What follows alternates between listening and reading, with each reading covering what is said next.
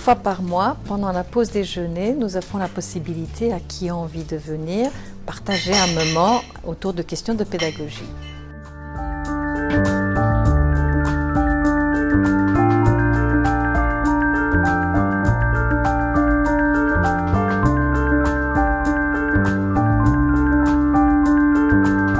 C'est juste une pause, un moment où on peut venir partager, discuter, poser des problèmes, recevoir du feedback et des conseils de la part des collègues et de la convivialité. J'avais suivi déjà beaucoup d'échanges de l'IDIP, mais j'avais jamais suivi sous ce format-là. C'était plus des formats traditionnels. Et donc je voulais voir en même temps comment ça se passait un STEM Teach et surtout aussi le sujet. Et je vois que les échanges très nourris qu'on a eus pendant cette journée, ça m'a vraiment permis d'avancer et modifier encore pour l'année prochaine mes approches pédagogiques. Après, maintenant, il faut encore se donner le temps et les moyens. Ça sera le plus difficile.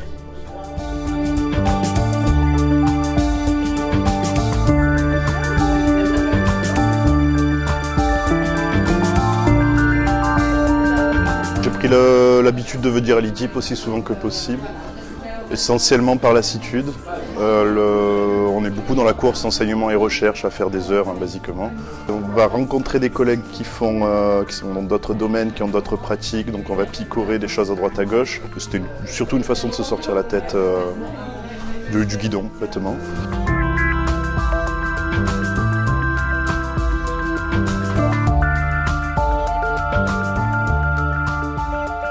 Aujourd'hui, comme les autres fois, j'ai fait l'éponge.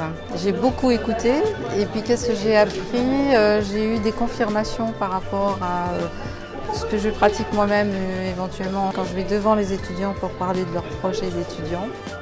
Et donc finalement, j'ai gagné moi aussi en confiance par rapport à ce que je fais. Et la plupart du temps, c'est ça que je trouve à l'IDIP. C'est une des questions que je me pose vis-à-vis de mes étudiants. Souvent, je crois qu'ils ont beaucoup d'enjeux pour s'améliorer en anglais et ils ne s'impliquent pas. Et je pensais que je pourrais avoir les réponses ici des collègues qui ont des idées nouvelles pour moi, qui ont plus d'expérience que moi.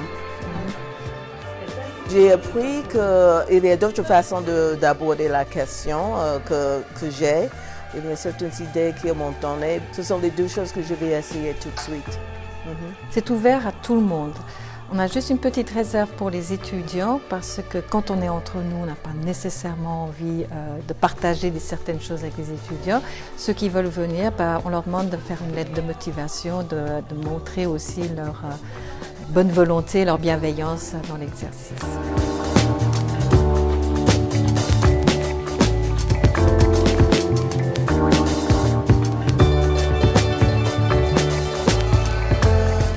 Entre l'IDIP et l'Espace Avenir, ils sont surtout pour l'instant en termes de support pédagogique, c'est-à-dire que nous aussi on vient là pour se former, pour renforcer nos compétences dans justement nos actions vis-à-vis des étudiants.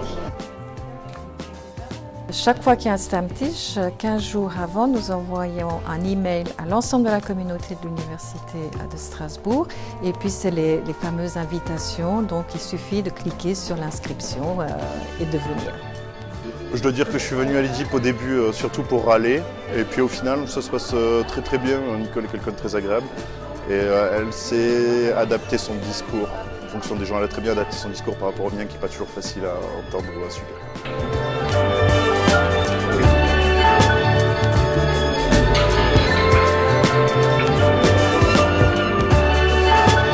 Je crois que le plus important, c'est que c'est un moment de bien-être. Ce que les gens nous disent, c'est qu'ils viennent ici et ils se font du bien, même en discutant de choses difficiles parfois ou même douloureuses pour certaines personnes. Ils en ressortent en disant on s'est fait du bien. On a pris soin de nous, on a pris soin de notre manière d'être enseignant et je crois que c'est vraiment un des bénéfices premiers, le plus important.